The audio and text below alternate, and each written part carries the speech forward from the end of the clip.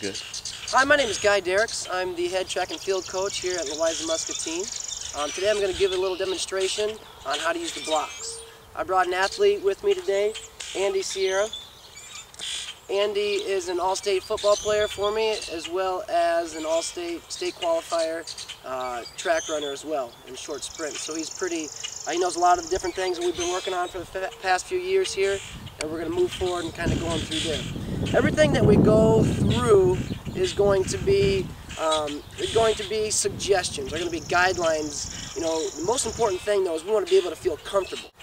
You know, there's a lot of kids that jump right in the blocks right away, and they're too tense, and then all of a sudden, you know, they're staying cramped up in the blocks for quite a while.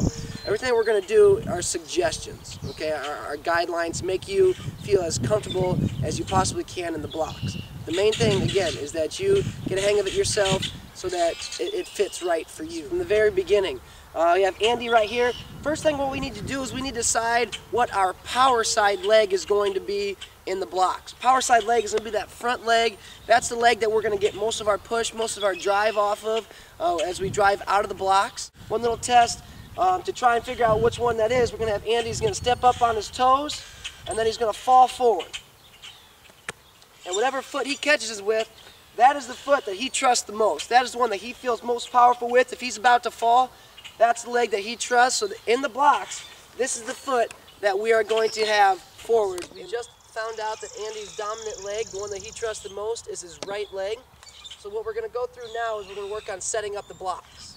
Okay, the first thing that we're going to do is we're going to step our toes right on the line, okay? And then we are going to say that that front foot is going to be a tibia length, okay? Tibia is that front bone right there, your shin bone in your leg. So what he's going to do is he is going to step forward, and he's going to put his foot, his knee down on the ground, and right there, that tibia length, as you can see, and his leg is down flat. His ankle is open right here. Now this is the part where I talked about is going to be, you make the decision what's comfortable for you. Some people like to keep it tucked up underneath. Some people are really extended there. That's your decision. But find what's comfortable for you, what works for you. At that point, wherever that block is going to end up, he's going to grab the block on that side, and he's going to put that right, tuck that right up underneath of his knee. That next foot then, the back foot, we're going to put our heel down right at the front of that block. And what he's going to do, grab the block, and right where it touches his toe, he is going to set the block right there. So now we have our block set. Again, comfortable, you're going to want to put your front block is going to be down a little bit lower, and you can mess with the back block. You want that up just a little bit higher. The most important thing is we need to get those heels against the back of that block as we get ready to go.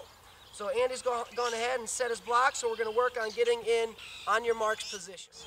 First thing we're going to talk about is that front foot. With his right foot, what he's going to do is he's going to put about 1.5 inches of that front toe is going to be on the track, and then that heel, as we talked about earlier, is back against the block right there. The next foot, the foot that's further back, the tip of the toe is barely going to be touching the track, and that foot's going to be flat back against there. At this point in time, he's going to go ahead, that back knee is going to be on the ground, and next thing we're going to talk about is his hands, or where he's going to put his hands. He's going to have a nice high bridge. We don't want it flat, okay? He's going to put a nice high bridge with his thumb is going to be directly underneath of his shoulder. That's the starting point. That's something, again, a preference for you to do yourself. His hands are going to be flat up against the line, not back, and we're not at the front of the line, we're right there at the back of the line. Okay? And at this point, we're going to check. Andy's going to wiggle his knee. Okay?